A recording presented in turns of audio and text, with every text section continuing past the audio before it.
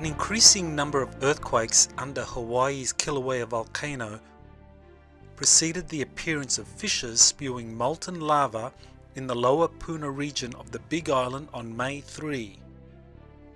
The newly active fissures have led to the destruction of homes, evacuation of residents, closure of roads, and emissions of poisonous sulfuric gases that will impact the region for months, if not years to come. Examination of the fracking practices at Puna Geothermal Power Station directly raises the strong possibility that the fracking was a direct factor in unleashing what is currently occurring. The Puna geothermal venture is owned by Ormat Industries, which is an Israeli-based company. The company is financially connected to the Rothschild family. A partial collapse of Kilauea volcano could trigger a massive tsunami that would not only engulf the Hawaiian Islands, but also devastate the US Pacific coast, as well as the coastal regions of other Pacific Rim nations. The hidden purpose of the Puna geothermal plant was to trigger earthquakes and seismic activity around Kilauea volcano that would lead to a collapse of the Helena slump. This would create a Pacific-wide disaster that would cripple the US economically and militarily for years to come, thereby helping the Rothschild family maintain its shadowy global control system.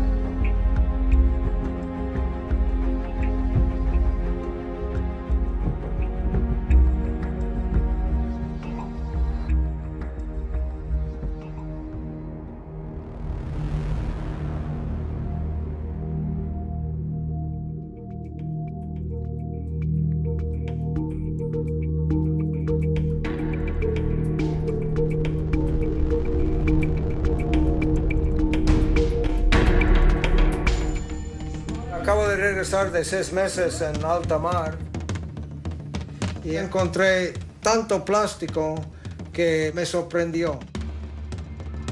Encontré más plástico que vida. El parche de basura en el Pacífico Norte, que descubrí en 1997, es el tamaño de Europa. En 2014 encontré 19 millones de pedazos por kilómetro cuadrado en el norte del Pacífico, y estos parches de basura existen en todos los océanos. Conocemos 5 giros que son acumuladores de plástico. Es increíble la cantidad que existe. Es una barbaridad. O sea, realmente estamos comiendo plásticos sin darnos cuenta. Yo creo que no muy lejos en el futuro los doctores, cuando se va a dar sangre, van a tener un instrumento que va a darte tu cantidad de plástico en tu cuerpo. La gente no entiende que el plástico no biodegrada, no desaparecen. Según la ONU, en 2050 habrá en los océanos más plástico que peces. ¿Cree que esto es posible? Es seguro por vivir un estilo de vida desechable. Todo que existe en nuestras vidas tiene una parte de plástico, casi todo. El problema es grave. No vamos a tener peces para comer, no vamos a tener aire para respirar, y no vamos a tener agua para beber. Nosotros producimos el peso de la civilización humana cada año en plásticos.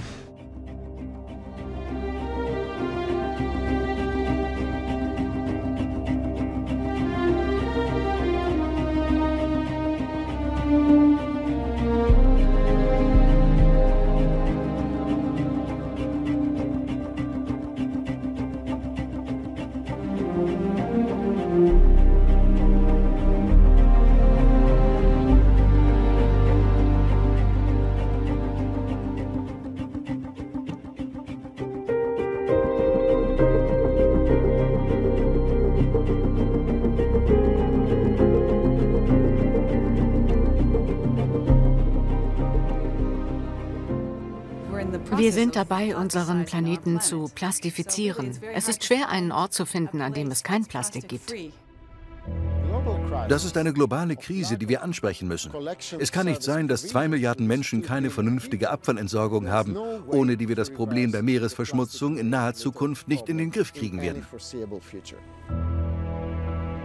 Wir bräuchten eigentlich eine Gesamtstrategie und die fehlt halt komplett, und das ist eigentlich das Erschreckende daran. Insgesamt sollen bis heute etwa 8,3 Milliarden Tonnen Plastik produziert worden sein. Besonders alarmierend, mehr als die Hälfte davon ist in den letzten Jahren hergestellt worden. Schon Mitte der 70er Jahre hatte die amerikanische National Academy of Sciences auf die Meeresverschmutzung durch Plastikmüll aufmerksam gemacht. Eine Verringerung sei dringend geboten, hieß es in ihrem Bericht. Aber von Anfang an hat sich keiner darüber Gedanken gemacht, was machen wir damit eigentlich, wenn es mal als Abfall anfällt. Wir haben etwas Magisches erschaffen, aber inzwischen konsumieren wir exzessiv. Und diesen Konsum machen wir uns nicht klar. Wir konsumieren, ohne über die Folgen nachzudenken, über den Abdruck, den wir hinterlassen werden. Die Plastikvermüllung ist ein politisches Problem. Der Markt ist gescheitert. Schließlich ist er nicht mehr in der Lage, den grundlegenden Systemfehler zu korrigieren, der dazu geführt hat, dass Mikroplastik in allen Umweltbereichen anfällt, sogar in unseren Körpern.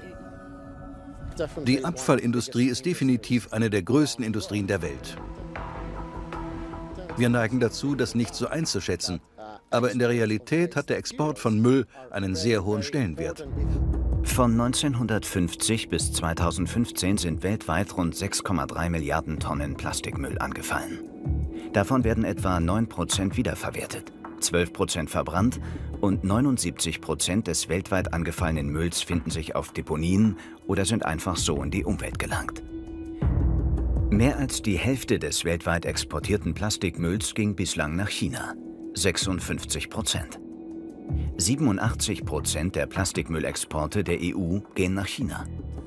Und aus dem Schrott der Welt machte Peking ein Geschäft. Der Preis: verseuchte Flüsse, Versmogte Städte, kranke Menschen. China, Europas Müllhalde. Oder aus den Augen, aus dem Sinn. Es ist ein schmutziges Geschäft, aber ein einträgliches. Offiziell darf kein Müll exportiert werden. Aber wenn man Müll umdeklariert zum Ausgangsstoff, dann ist es ein Wirtschaftsgut und dann darf er. Doch China will nicht mehr. Ab 2018 hat die chinesische Führung die Einfuhr von Plastikmüll stark eingeschränkt. Plastik ist überall. In Bier, Honig und Wasser wurden Fasern von Mikroplastik nachgewiesen. Das Plastik gelangt auch über die Luft in unsere Lebensmittel. Es ist schockierend zu realisieren, dass wir keine Kontrolle mehr über dieses Material haben. Plastik ist dabei, jeden Winkel unseres Planeten zu erobern. Es hat sogar schon unsere Nahrungskette erreicht. An jedem Ort, den wir Menschen betreten, hinterlassen wir Plastik. Das Ende der Plastikvermüllung unserer Meere beginnt an Land, mit unserem Konsumverhalten. Es ist eigentlich ganz einfach. Die Natur kennt keinen Abfall. Alles ist Nährstoff. Alle Dinge, die verschleißen, müssen in biologische Kreisläufe gehen. Alle Dinge, die aber nur genutzt werden, müssen in technische Kreisläufe gehen. Nur wir machen Abfall. Und wenn wir lernen, keinen Abfall mehr zu machen, sondern alles zu Nährstoff zu machen, dann können wir auch leicht 10 Milliarden Menschen auf der Erde sein. Jeder muss Verantwortung übernehmen, damit unsere Erde nicht weiter plastifiziert wird.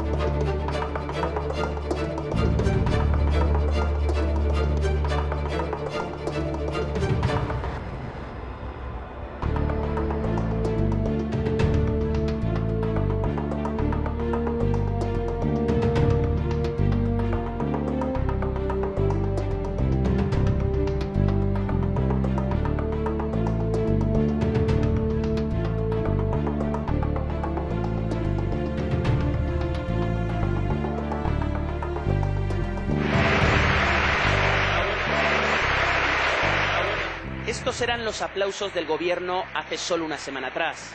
En el Congreso celebraban la aprobación de los presupuestos generales del Estado con mayoría absoluta. Marcaba un punto de inflexión en la legislatura de Mariano Rajoy. Estabilidad política. Sin embargo, 24 horas después, la sentencia de la Audiencia Nacional sobre el caso Gürtel abrió una grieta que solo con el paso de los días se convertiría en un precipicio político para Rajoy. El tribunal condenaba al partido del gobierno por corrupción. Solo un día después, el líder socialista, Pedro Sánchez, anunciaba una moción de censura contra Rajoy para sacarle de la Moncloa. El presidente Rajoy sacaba pecho en la sesión de control del miércoles sobre el respaldo ciudadano que ha recibido en los últimos años, a pesar de los numerosos casos de corrupción. 2011 las gané, 2015 las gané y 2016 las gané. En cuestión de días, Mariano Rajoy pasa de la estabilidad a su mayor crisis política.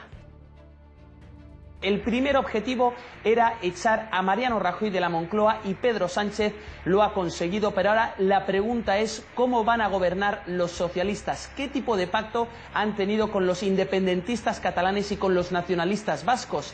Precisamente en los últimos días, Mariano Rajoy de manera peyorativa hablaba de un gobierno Frankenstein. Cuidado que si no me votáis a los del gobierno Frankenstein, tengo que pactar con Ciudadanos y adelantar las elecciones. Y a Ciudadanos le está diciendo, cuidado que como me sigas exigiendo el adelanto de elecciones, entonces en ese caso me voy con el gobierno Frankenstein. Y antes de la votación de la moción de censura, el portavoz del Partido Popular, Rafael Hernando, decía a Pedro Sánchez que iba a entrar por la puerta de atrás en la Moncloa y le recordaba que iba a gobernar con aquellos que el mismo Pedro Sánchez había llamado golpistas.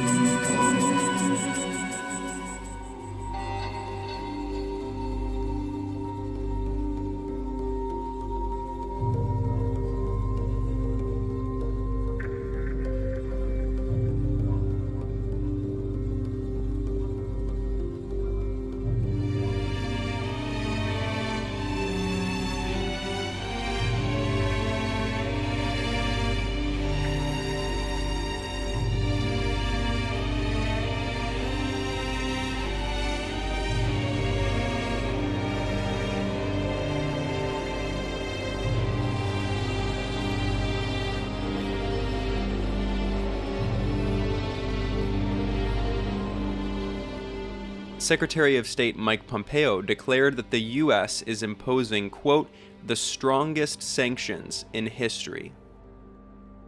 We will apply unprecedented financial pressure on the Iranian regime. This sting of sanctions will be painful if the regime does not change its course. These will indeed end up being the strongest sanctions in history when we are complete. These concerted attempts to isolate and strangle Iran are quite clearly part of a larger goal: regime change in Tehran. Although members of the Trump administration have denied that this is on the agenda, the president's personal attorney, Rudy Giuliani, let the cat out of the bag. Just a few days before Trump announced his decision to sabotage the nuclear deal, Giuliani openly boasted that the U.S. president wants regime change. We've got a president who's tough and a president that is as committed to regime change as we are. Giuliani made these remarks at a May 5th gathering of the MEK, a cultish Iranian opposition group that is dedicated to overthrowing the government in Tehran. Giuliani even bragged that Trump's reimposition of suffocating U.S. sanctions on Iran could destabilize the economy and foment more protests. With that gun and sanctions back, we have a real chance of escalating these protests. Trump's lawyer made it clear what he thought about this international agreement, pretending to spit on it as he called for regime change in Iran. What do you think is going to happen to that agreement? That nuclear agreement?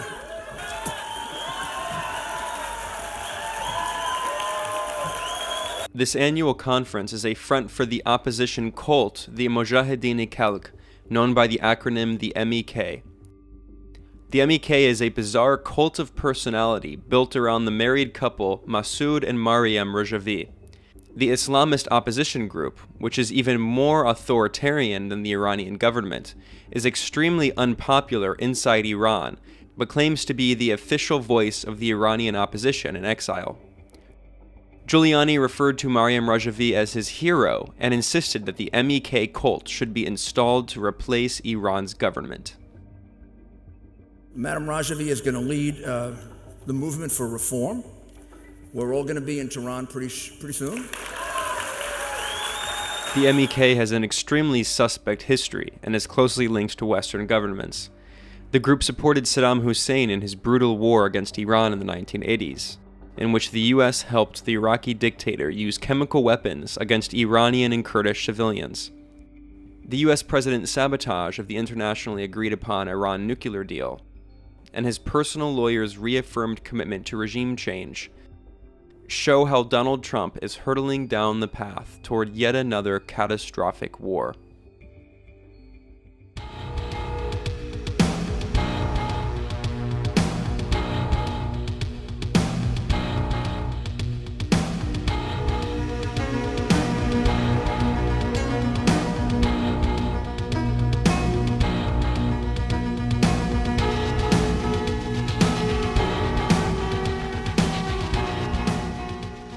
Ich glaube, der große Hammer, der wird noch kommen. In meinen Augen bereiten die USA ganz systematisch einen Krieg gegen den Iran vor. Und der Hintergrund der ganzen Sache ist der, dass die Investoren in den USA in den letzten Jahren ungeheuer viel Geld in das Fracking investiert haben. Und dass dieses Fracking bisher nicht profitabel gewesen ist. In dem Moment, wo der Iran-Krieg losgeht, wird der Ölpreis explodieren und dann wird das Fracking für die USA sehr profitabel werden. Die USA sind in einer wirklich sehr, sehr schwierigen Situation und die Finanzindustrie in den USA, die braucht unbedingt Erfolge, weil die Verschuldung des Landes ist enorm. Da müssen enorme Profite gemacht werden und diese Profite liegen auf der Hand, wenn man einen Krieg führt. Das würde die Rüstungsindustrie ankurbeln, das würde die Erdöl- und die Erdgasindustrie auch ankurbeln. Meine Vermutung ist, dass es irgendwann im Sommer oder im Herbst zum Krieg gegen den Iran kommen wird. Und dass sie dann versuchen werden, Russland den Energiemarkt Europa abzunehmen. Das Problem wiederum der EU ist ja, dass die EU selber auch kaum noch Bestand hat. Die EU ist ja dabei, richtig auseinanderzufallen. Also da brauchen wir bloß die Ereignisse in Katalonien ansehen, die neue Regierung in Italien, die Finanzschwierigkeiten des italienischen Bankensektors. Da ist ja also so gut wie nichts mehr zu retten bei der EU. Also ich vermute, dass wir auch ein Auseinanderfallen der EU sehen werden. Die Verhältnisse im Moment sind sehr, sehr, sehr heiß und es ist eine ganz gefährliche Situation, die von den meisten Leuten wirklich unterschätzt wird.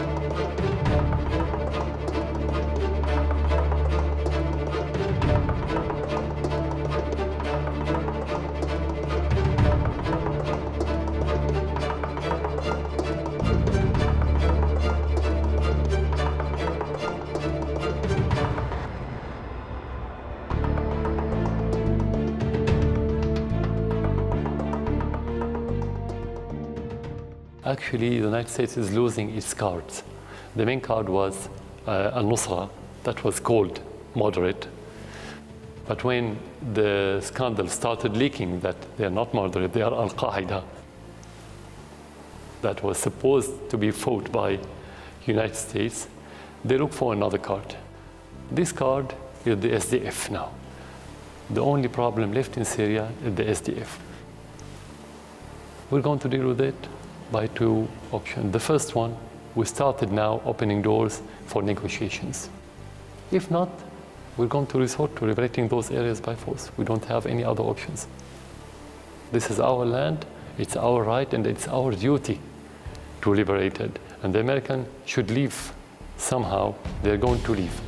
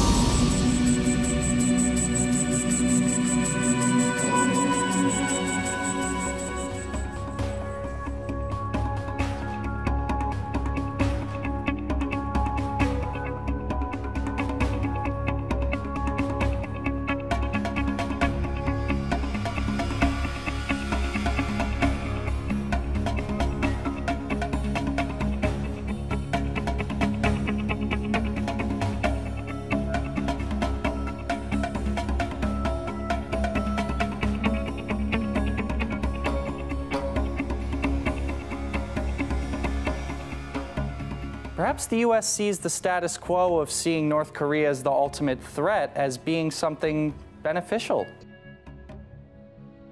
South Korea is spending billions of dollars making bases and paying U.S. troops, essentially, to be there to ostensibly protect against a threat up in the north. Now, that being the case, if there were to be peace in Korea, there's going to be questionings, well, do we need our troops there? And so I think in that sense, there are forces that don't want a resolution, that benefit off the instability and allow us to maintain these troops and dozens of bases and posts in this small country in a region that we think strategically is important. Enemies of a government are friends of its military-industrial complex. And having a nemesis like North Korea is a great excuse to pump up that military budget. If there is a peace on the Korean Peninsula, why do we need 30,000 troops there? They're not there, really, to protect South Korea from North Korea. They're there to contain China. I'm not even sure it's the military guys so much. I think it's more of the, you call it the deep state, the neocons, whatever you want. But they don't like the idea that we're not going to be in the Korea business.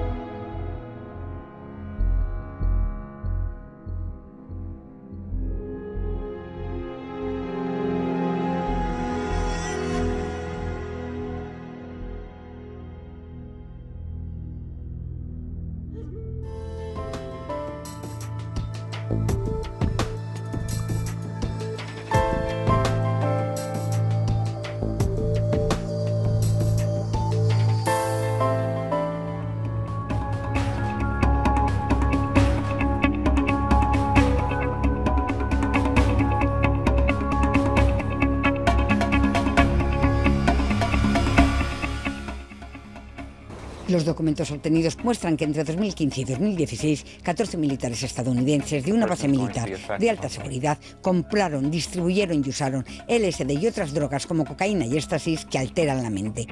Algunos pilotos reconocieron ante el tribunal que sintieron paranoia y pánico durante horas. No sabía si iba a morir esta noche o no, testificó un soldado que reconoció que no hubiera podido responder en caso de emergencia. La mayoría de estos militares pertenecían a un escuadrón que custodia un tercio de los 400 proyectiles nucleares. Algunos tienen una potencia 20 veces superior a la bomba que destruyó Hiroshima.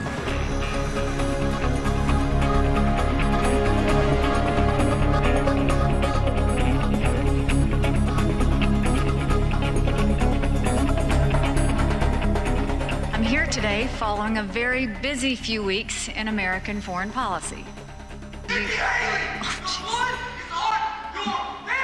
You continue to sign off on the genocide of a native people. You are an accomplice to terrorists and colonizers. Woo!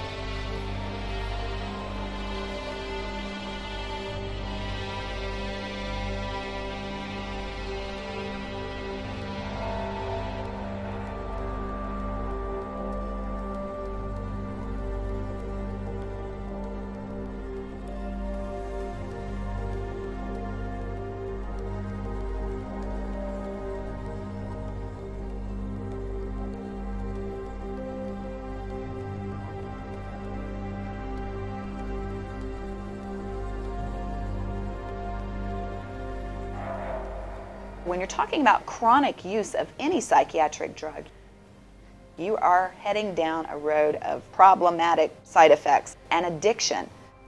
People do not understand that when they give you these drugs and prescribe them to you, they'll tell you you're going to be on these drugs for the rest of your life. And the reason they tell you that is because nobody knows how to get you off of them safely and comfortably. Because when you try to get off of them, most everyone has symptoms that mimic the exact same symptoms they were given the drugs for, but they're more severe.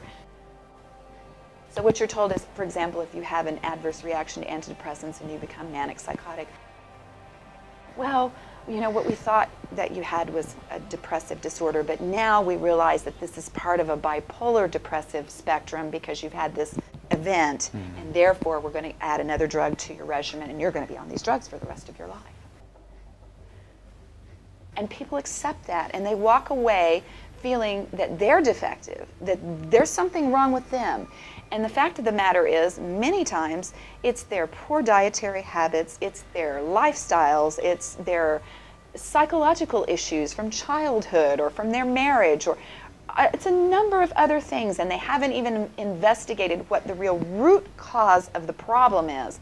And so what they do is start masking the symptoms with drugs, and then you get more symptoms, more drugs, and pretty soon you are what they tell you you were. They create the disease to treat. And it's not just in the psychiatric field, but it's the easiest place to do it because there are no tests required to diagnose a person with a psychiatric illness. There's no blood test, there's no urine test, there's no PET scan. You may have a little questionnaire that you can fill out that is very subjective, but they don't have any disease evidence. And that's what makes it so lucrative, because you're a potential customer, I'm a potential customer. Anyone that has a death in the family, has a divorce, has a bad day, has a bad job, whatever, they are a candidate for drugs. I want you to have this warning, and I want you to share it with every single person that you possibly can that you know that either is on antidepressants or has a child on these drugs. And that is that you cannot cold turkey off of these drugs. It may cost you your life. It is imperative that you titrate the dosage slowly, which means you reduce the dose slowly, just so that they can have more time, that the brain can recuperate, that the body can detoxify, and so that they don't have the severity of withdrawal symptoms that they would if they were to cold turkey off the drugs.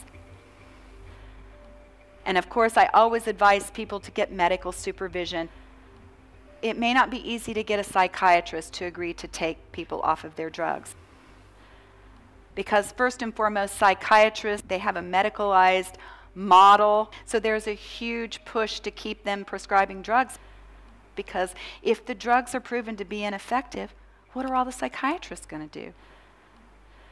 If you can't find a psychiatrist that'll help you get off the drugs, then go to an alternative MD or an integrative care MD. That's usually somebody who can prescribe medication but also knows about alternatives, that they can make other recommendations besides drugs.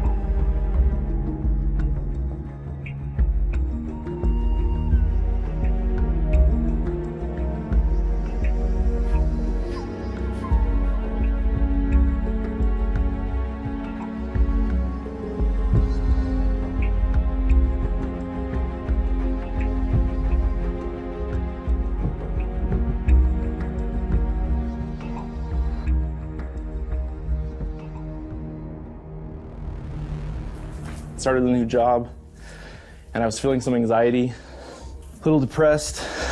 So that's when I got on. Effexor, and a few days after that is when I started feeling that inner pain, feeling like I had to get out of my own skin. So basically, what I do on a daily basis is I just pace, and I pace, and I pace, and I pace. If I don't pace, and I sit it makes everything a lot worse, and the pain inside gets worse. You know, a lot of people say that. Trust doctors, they know what they're doing. Until you find out that they don't.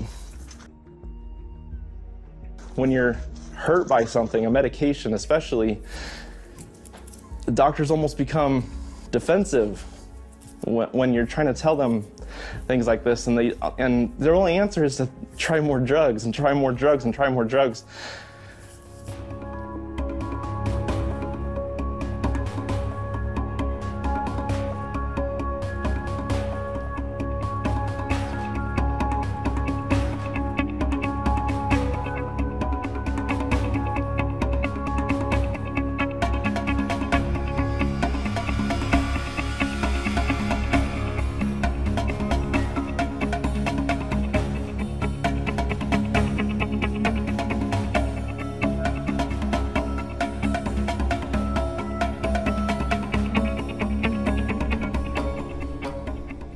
It just got worse, and it did not occur to me at all that the medication had anything to do with it. This is what 5 years on antidepressants has done to a little boy, 10-year-old Seth. Before this, Seth was an anxious but otherwise happy child. I got a bird, finally. Seth was 5 when Mum Donna was recommended the antidepressant Aropax, also known as paroxetine, by their family GP. She didn't actually see him to diagnose anything. The GP also failed to advise of any possible side effects. At first, the drug appeared to help with Seth's anxiety, but after a week, he turned aggressive, angry, and violent. Believing the medication wasn't strong enough, Seth's paediatrician increased his dose. How bad did it get? The saying of the day became, "Why did you have me? I don't want to be here anymore."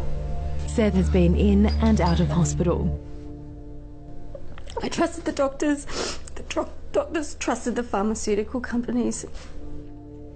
Is it safe for kids to be prescribed antidepressants? Absolutely not.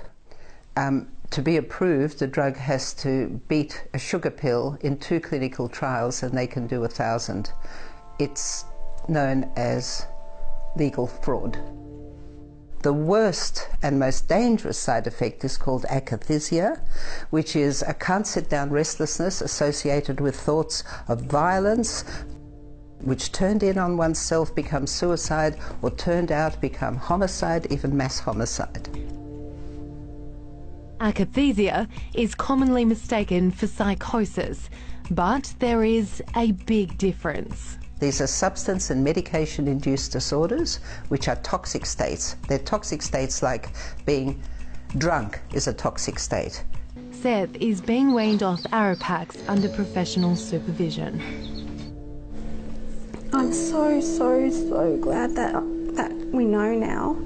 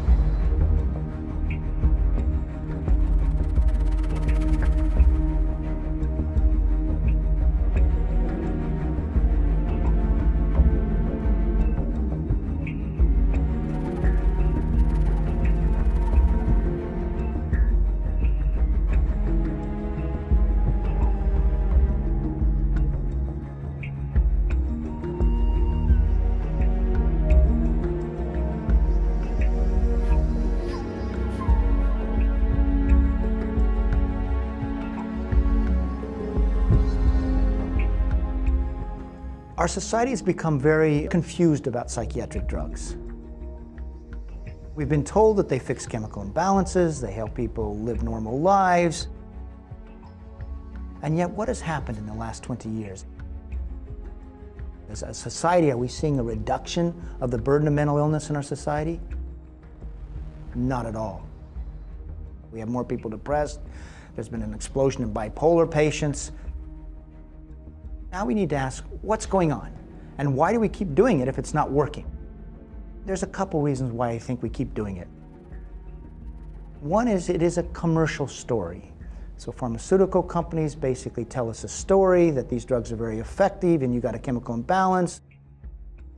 So it is a story about how the pharmaceutical industry, and in collaboration with psychiatry, frankly, they've put out this image of human beings very happy, and that their mind's a settled place, sort of, and it's not a place where you feel sad or grief or anxiety. All these emotions that we actually do know are very common to human beings, especially anxiety. But they have told us a story, that's a disease to feel anxious. And they're also telling us a story, we have this magic pill to eliminate that disease. And then once that story gets fixed, habits get fixed. Doctors start saying, oh, this is what I do when someone comes and complaining about some stress in their life. I prescribe an SSRI, and I get reimbursed for that. And you basically get these patterns set up where the whole society is set up to act in this way. Insurance reimbursement, and belief systems, and doctors.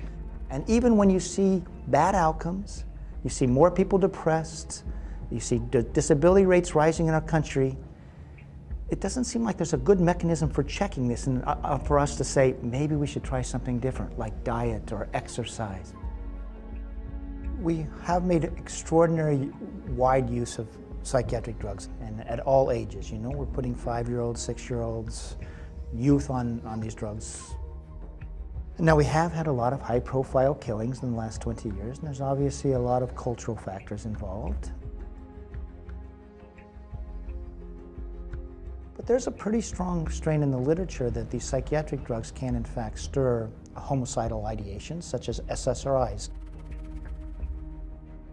Do they increase the risk of suicidal and homicidal ideation? It's quite clear that they do. I think there's two things that may be going on with the psychiatric drugs and violence. One is something, the drugs can stir something called akathisia. Akathisia is this inner agitation where you just feel like you can't get comfortable anywhere. People almost talk about it as an inner torture. Akathisia is well known to be associated with violence and risk of homicidal ideation and homicidal behavior. Now, I think there's another thing, and this is more speculative. You know, with some of these drugs, you actually get a diminishment in your frontal lobe activity. And our frontal lobes are a part of our brain that say, hey, do this or don't do this. It's the part of this that makes us human and allows us to monitor our activities. And if you lose that monitoring, you may be losing some self-reflective behavior that would, when a crazy idea like shooting someone comes up in your head, normally the frontal lobes would say, well, that is a really bad idea. Do antipsychotics diminish frontal lobe activity? Absolutely. And there is some evidence that SSRIs sometimes can do it as well. Academic psychiatry is preserving, one of its products, which is psychiatric drugs, and that's a big reason for it.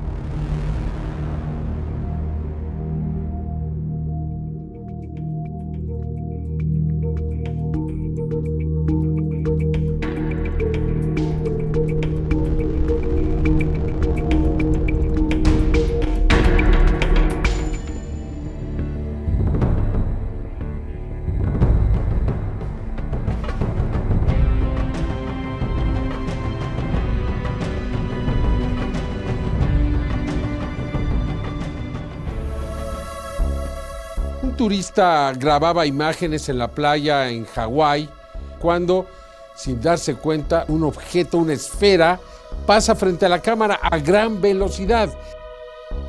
Resulta evidente que el objeto es sólido y que se mueve a una velocidad impresionante. Down there is Area 51, and if you could see those lights down there, it's been going on for the last couple of days. You can see lights like going up and down and moving all around. Look, it's going up. It's starting to go up. It's been there for like the last 20 minutes or so. Now it's going up. This has been going on for the last couple of days, and I don't know what it is.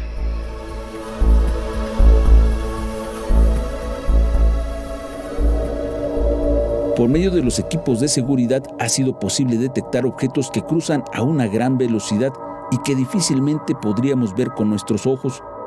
Estos se presentan bajo el espectro infrarrojo en muchas ocasiones y son prácticamente imperceptibles.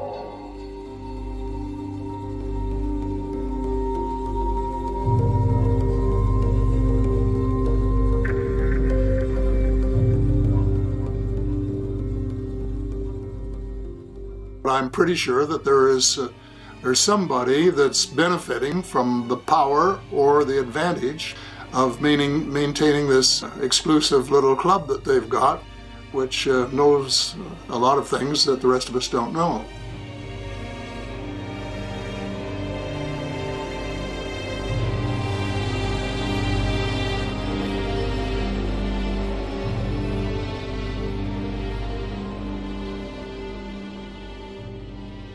Yeah, it was about 15 years ago that they really in earnest started bringing in researchers from universities across the world into these deep ice caverns to begin giving them access a little bit at a time of this under ice world. Eventually, they gave a lot of these university researchers access to a civilization that was destroyed, that's under the ice, that has been cleaned up and manicured to remove anything that disturbs the historical narrative too much. The interesting part is that the military-industrial complex wants this information to leak out a little bit at a time. There's a lot of very disturbing stuff that goes on in those, and they want that to be kept very quiet. But they do want us to focus on things that they're giving us little drip disclosures.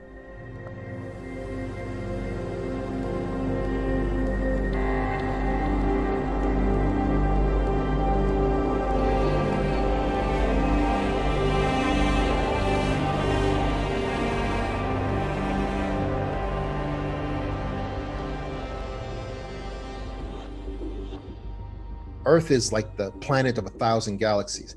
There's alien races coming through here all the time. It was the Anunnaki who were here, and they were manipulating DNA.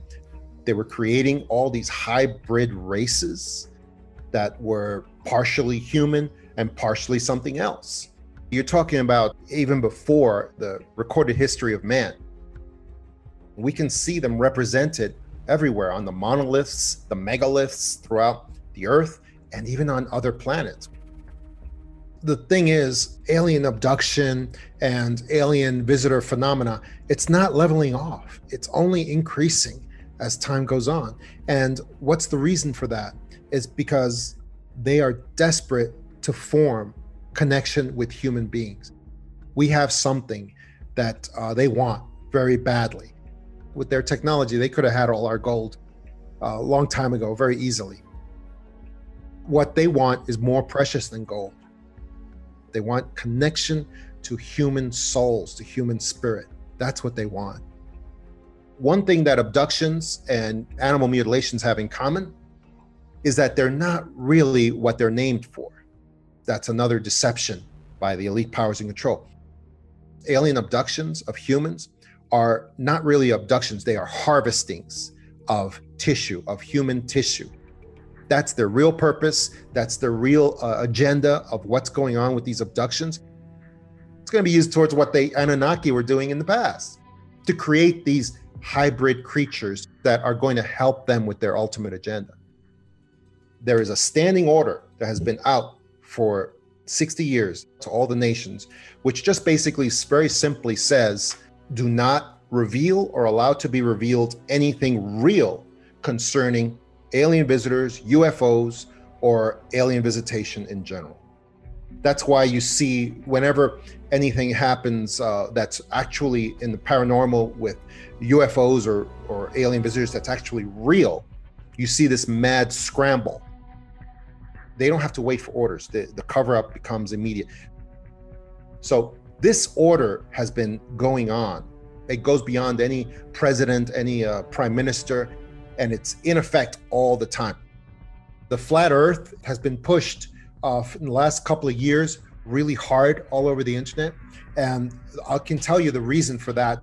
That's a disinfo operation that has been pushed for one reason, because they want to discredit hollow earth by talking about flat earth, because they knew this Antarctica stuff was going to come out and it was going to lead directly into hollow earth as being a real thing. And they wanted to try to push forward this flat earth thing in people's minds, and they'll just dismiss the whole thing. Everything keeps on coming back that they found a civilization under the ice. But the reason why in 2 years we've gone from 5 countries being there to 32 with military, scientific personnel, and the reason for that is because there is alien tech that is there. And the nations want their share of that alien tech. And so now they're all jockeying for position to see who gets what portion. It's an extraordinary level of men, materials, of people that's going in there like never before. And they're building a huge infrastructure. All the major companies are there, McDonnell Douglas, all of them, they're all there. So they need a cover story. And I think the cover story is going to be, they found a Nazi base with advanced technology under the ice. But if it is there, that's like 1/1000th of what they found. But it's going to be used as the overall cover story to prevent people from looking any further. So that's still in effect. But something's going to be released in Antarctica. Some of it's going to depend on Putin and Trump and how they decide to deal with it as well. We're in an Orwellian society now, where 100% of corporate news is completely false. It's all deceit, it's all manipulation. And that's why we need a revolution against the elite powers in control and their systems and their stranglehold. People just need to learn how to distinguish, how to investigate for themselves, and how to see what's real and what's not.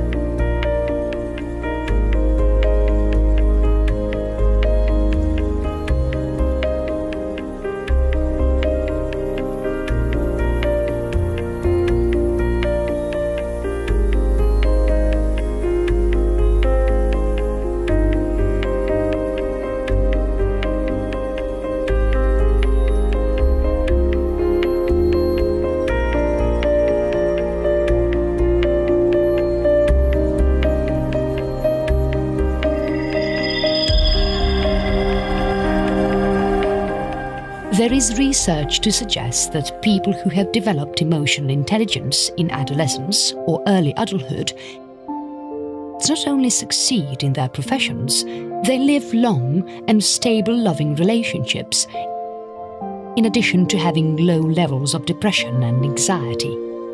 There is evidence also that these people are even healthier. 5 elements that need to be worked to develop an emotionally intelligent mind are self-knowledge, self-control, motivation, social skills, and empathy.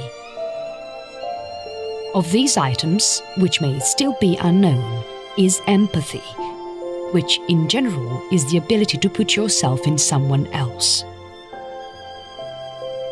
Among the features of emotional intelligence is the ability to control impulses, channeling emotions for appropriate situations, practice gratitude, and motivate people, and other qualities that can help encourage others. Emotional intelligence, for most scholars of human behavior, can be considered more important than the mental intelligence. The first 3 factors are linked to the intelligence intrapersonal. The ability to understand himself, to produce a true and accurate representation of yourself, and use it permanently and creatively. The remaining 2 are connected to the intelligence interpersonal. The gift of understanding others, which elements stimulate them, how they operate, and how to act with them associatively. A great self-consciousness factor is honest with yourself about who you are. You know where does very well and where you have trouble, and accept those things. An emotionally intelligent person learns to identify their areas of strength and weakness and analyzes how to work more effectively within that framework. This awareness creates confidence. Self-awareness also comes to recognize emotions when they sprout, instead of identifying them badly or ignore them. When an emotionally intelligent person suffers a failure or setback, she can recover quickly. It is partly because of the ability to experiment with attention negative emotions without letting them get out of control, which offers a higher degree of resistance. Self-awareness allows you to monitor, observe in action. You must first understand what makes you act as you do, or starting to change your behavior for better results. You need to understand what is important to you, the way you experience things, whatever, like feelings, and how are the others. The eye is not genetic, are learned skills and improved in the course of our lives. That way, we can say that we have 2 minds, therefore 2 different kinds of intelligence, rational and emotional. Our performance in life is determined not only by IQ, but mainly for IE. Fact cannot give best of themselves without the IE, since they are full partners in mental life. It drops the myth that we should override reason to emotion, that is, we must seek a balance between both. The way we interact with our emotions and regulate has an impact on almost every aspect of our lives.